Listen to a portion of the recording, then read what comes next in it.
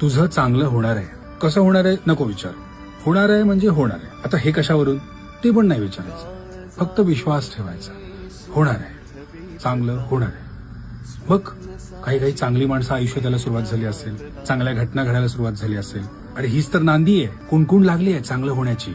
On the way आहे. चांगले दिवस ऑन द वे आहे, चांगली माणसं ऑन द वे, चांगली परिस्थिती ऑन द वे. फक्त तुला ना थोडं कळ काढायची. अजून गिव्हअप करायचा मूड व्हायला लागला की लक्षात घ्यायचं की नाही, आलोय आपण, जवळ आलो. कारण एवढं जे सहन केलंयस तू पण आता डिझर्व करतो ना सगळे चांगले दिवस.